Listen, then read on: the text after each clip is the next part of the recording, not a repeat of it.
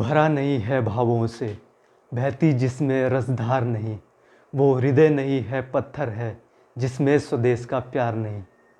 So hello everyone, मैं हिमांशु कोटनाला आप सभी का स्वागत करता हूं मेरे पेज पे। तो आज हम लोग 75वां आज़ादी का महोत्सव मना रहे हैं। तो सर्वप्रथम हम सभी को आज़ादी के इस पावन अमृत महोत्सव की ढेर सारी शुभकामनाएं, ढेर सारी बधाइयाँ। और इसके साथ साथ ही मैं उन सभी वीरों को जिन्होंने हमारी देश की आज़ादी के लिए, भारत देश की आज़ादी के लिए अपना शरीर न्यौछावर कर दिया, उन सभी को मैं सत सत प्रणाम करता हूँ। उन सभी वीरों को, सभी वीरांगनाओं को सत सत मेरा प्रणाम। और साथ में जो इस टाइम करंट में हमारे बॉर्डर की, हमारे सीमाओं की रक्षा कर रहे हैं, चाहे वो आर्मी के पर्सन हो, चाहे वो एयरफोर्स के, चाहे वो नेवी के हैं, उन सभी को सत सत प्रणाम। साथ साथ में जितने भी विभाग हैं जो कहीं ना कहीं हमारे देश की आर्थिक स्थिति को सुधारने के लिए कंट्रीब्यूशन दे रहे हैं, उन सभी का मैं तहे दिल से सभी को नमन करता हूं। तो चलिए आज की वीडियो स्टार्ट करते हैं। आज जो है ना, आज छोटा मुंह बड़ी बात करूंगा मैं। क्यों करूंगा? क्योंकि देखिए, ना तो मैं कोई मोटिवेशन स्पीकर हूं, ना मैं कोई पॉलिटिशियन हूं, ना मैं हाई प्रोफाइल आदमी हूं, ना मैं कोई कोच हूं, ना मैं कोई मेंटर हूं। बट क्या है, मैं इस देश का एक नागरिक हूं और मुझे संविधान यह अधिकार देता है कि मैं अपने शब्दों को सबके सामने बयां कर सकूं।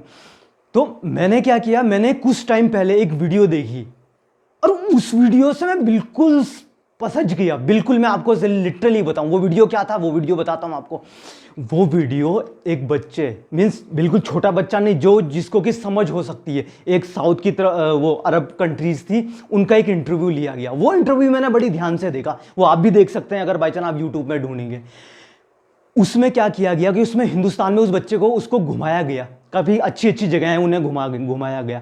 बाद में उन्हें पत्रकार ने पूछा कि आपको इस कंट्री में, अभी आप हिंदुस्तान में यहाँ यहाँ गए हैं, इन स्थानों में सबसे बढ़िया चीज़ें आपको क्या लगी?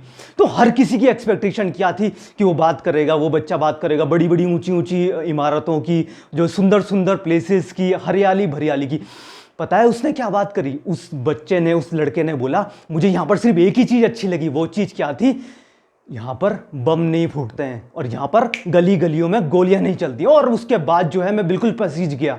मैं पसीज इसलिए गया कि देखिए, इस तरीके से बाहर की कंट्रीज में, बाहर के देशों की मैं बात करूं, बाहर के देशों में इस तरह की कानून चलता है, इस तरीके का चलता है वहां पर।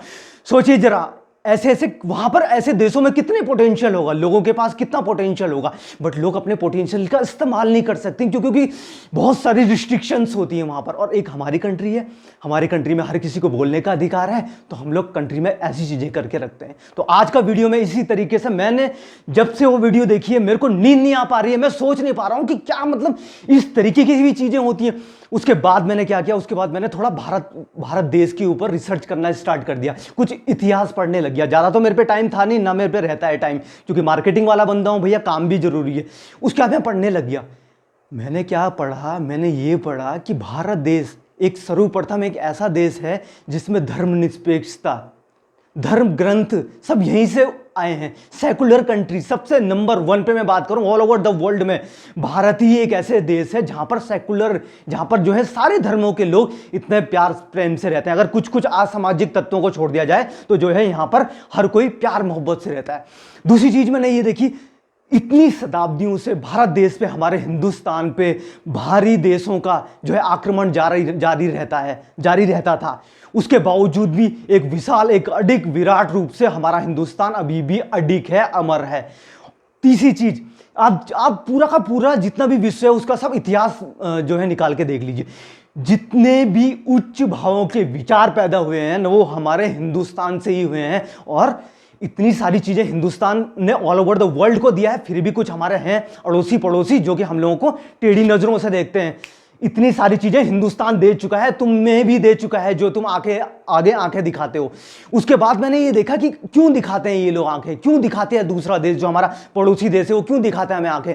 वो इसलिए दिखाता है क्योंकि कभी कभार हम लोग ना जाने अनजाने में कुछ ऐसी चीजें कर देते हैं जो बाहर जाके बिल्कुल बड़ी हाईलाइट में परिवर्तित हो जाती है। तो उनको लगता है कि भारत देश के लोग ऐसे ही हैं, भारत देश जो है आपस में ही अंदर भिड़ रहा है। तो मैंने जो है आज से मैं एकदम सौगंध खाता हूं, मैंने कुछ कुछ चीजें अपने आप पे परिवर्तित लाऊंगा और किस तरीके से ये काम करूंगा। पहली चीज जो मैं आपसे करने वाला हूं, सबसे पहली चीज ये है कि मैं जो हूँ, जहां जहां जिस जो एक इमेज बनती है हमारे हिंदुस्तान की, जैसे स्वच्छता है, सबसे पहली मैं बात करूं, बिल्कुल बेसिक लाइन से बात करूंगा आज, क्योंकि हम लोग सब बेसिक से ही बात करते हैं। जो भी जैसे स्वच्छता होगा, कभी भी जो है ये ट्राई करूंगा, ये पूरा का पूरा मेरा ध्यान रहेगा कि मैं अब कभी अपने तरफ से कभी भी गंदगी ना फैलाऊं अपने हिंदुस्तान में, अपनी, चाहे वो गलियां हो, चाहे वो अपना घर हो, चाहे वो कहीं भी हो। दूसरी चीज मैं बात करूं कि मैं जो हूं ट्रैफिक नियमों का पालन करूंगा, और जितने भी हमारे भारत में स्मारक है, बड़ी बड़ी जितने भी ये स्मारक होते हैं, कभी भी गलती से भी इन्हें नुकसान नहीं पहुंचाऊंगा, ताकि ये बड़ी न्यूज़ बन जाए इंटरनेशनल मार्केट में कि भारत के लोग ये इस तरीके की बात करते हैं। दूसरी चीज देखिए, दूसरी चीज में अगर मैं बात करूं, मैं ये चीज ट्राई करूंगा कि मैं कभी भी अपने संस्कृति से और अपने भारत के जो नागरिक हैं उनसे हमेशा सम्मान से पेश आऊं। देखिए, मैं तो उत्तराखंड देहरादून में रहता हूं, और देहरादून में बहुत सारे पब्लिक प्लेसेस है, टूरिस्ट प्लेसेस हैं, यहां पर जो है देश विदेश से लोग आते जाते रहते हैं।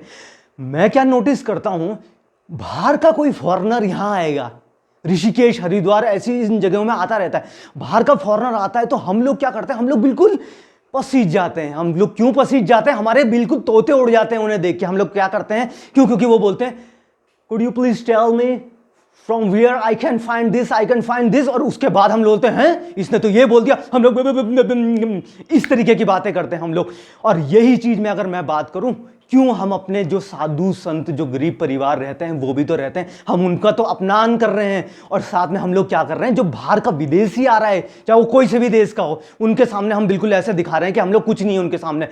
देखिए, मैं एक चीज और ऐड करूंगा यहां पर, अतिथि देवो भव, ठीक है, ये हमारी देश की संस्कृति है, बट इसके उसमें हमें ये नहीं भूलना चाहिए, जो हमारे देश के नागरिक हैं ये भी हमारे लिए प्रायोरिटी रखते हैं। बाहर के देश वाले आएंगे, उनका मोस्ट वेलकम है, उनका तो स्वागत ही स्वागत है, लेकिन जो अपने देश का नागरिक है, चाहे वो किसी भी तबके का हो, चाहे वो एक साधु संत हो, चाहे किसी भी लेवल का हो, बट हमें जो है उसका सम्मान हमें करना ही करना पड़ेगा। होता क्या है, हम लोग जब इस तरीके से सम्मान नहीं करते ना, बाहर जाके इंटरनेशनल न्यूज बन जाती है ये कि ये इस तरीके से रहते हैं इंडिया वाले। तीसरी चीज मैं बात करूं, तीसरी चीज यह है कि कोई भी महान विचार, चाहे वो कहीं से भी आ रहे हो, हमें अडॉप्ट करने ही करने पड़ेंगे। देखिए, यहां पर मैं कोई पॉलिटिकल बयान नहीं दूंगा, ना मैं किसी पॉलिटिकल पार्टी से रिलेशन रखता हूं।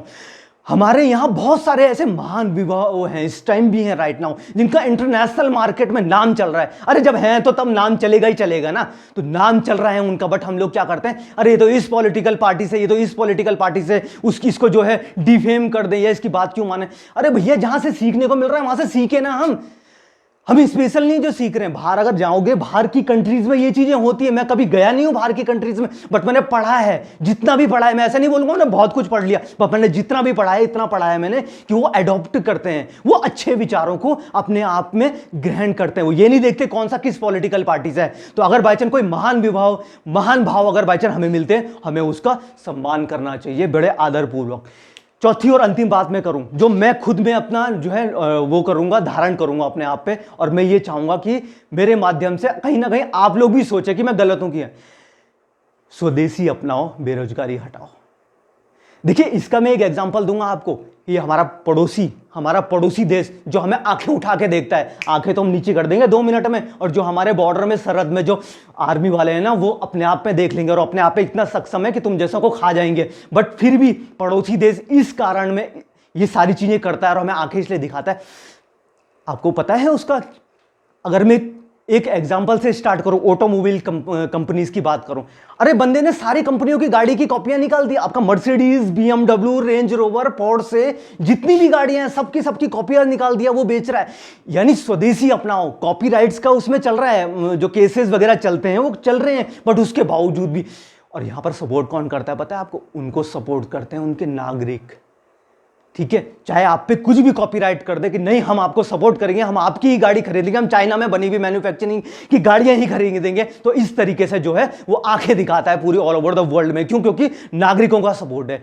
तो मैं ये चाहूंगा आज से, देखिए मेरे पास पैसा नहीं है, बट मैं आपको एक विश्वास दिलाता हूं, मैं कभी एक भी अगर बाई चांस 4 व्हीलर लूंगा, मैं वही लूंगा जो इंडिया का ब्रांड होगा, या इंडिया में मैन्युफैक्चरिंग, जो इंडिया में जो है सबसे ज़्यादा जो है उसके शेयर्स कंट्रीब्यूशन रहेगा। जैसे टाटा का हो सकता है, हम महिंद्रा की हो सकता है, हम लग्जरी गाड़ियों की बात करें तो हम जो है जैगवार, रेंज रोवर, अब तो ये इंडिया में उसमें आ चुकी है, टाटा का है वो हो गया है। तो ये गाड़ियां क्यों ना ले हम, क्यों ना हम, या अगर बाई चांस हमें चलो कोई अल्टरनेट नहीं है हम पे, और अगर हमें बाहर की विदेश की गाड़ियां लेनी है तो हम उन गाड़ियों को लें जिनसे हमें लग रहा कि यहाँ की हमारी कंट्री की कंट्रीब्यूशन में इनका अहम योगदान है। काफी सारी ऐसी कंपनीज हैं जिनके इंडिया के शेयर होल्डर इतने हैं या शेयर्स इतने हैं कि चलो हम लोगों को मैनेज हो जाएगा।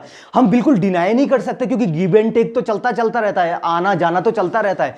हम उनकी मदद करेंगे तो वो हमारी मदद करेंगे, बट मोस्टली क्या है कि हम जितना भी हो सके स्वदेशी प्रोडक्टों को अपनाएं हम लोग। बहुत सारी कंपनीज हैं इस टाइम जो स्वदेशी में काम कर रही है, पूरा टोटली इंडियन। अरे तो हम क्यों नहीं सपोर्ट कर सकते? हमें क्या है, अरे वही गाड़ी हमने दूसरे की चलानी, वही गाड़ी हम अपने इंडिया की चलाएंगे, या वही कपड़े, अगर मैं कपड़ों की बात करूं, अगर मैं जूतों की बात करूं, रेड टेप क्यों ना हम लोग लें, रेड टेप के, या एक्सन कंपनी है, या अगर मैं कपड़ों की बात करूं तो पीटर इंग्लैंड, मोंटी कार्लो, आपका रेमंड और सियाराम, ये इतनी सारी जितनी भी इंडियंस कंपनी है, अरे कपड़े तो पहनने हैं ना हमें, तो हम लोग क्यों ना कर रहे हैं? तो मैं आज से ये प्रण लेता हूं कि मैं अगर कभी भी कुछ भी सामान लूंगा, चाहे वो सुई से लेकर सब्बल तक, तो मैं ये ट्राई जरूर करूंगा कि अगर मुझे कोई ऑल्टरनेट ना मिला तो मैं इंडिया मैन्युफैक्चरिंग का लूंगा ही लूंगा, ताकि मैं देश की कंट्रीब्यूशन में जो है छोटी बहुत सूक्ष्म से सूक्ष्म जितनी भी हो सारा कंट्रीब्यूशन कर दूं। और एक चीज मैं और कह रहा हूं, अपने काम के प्रति वफादारी।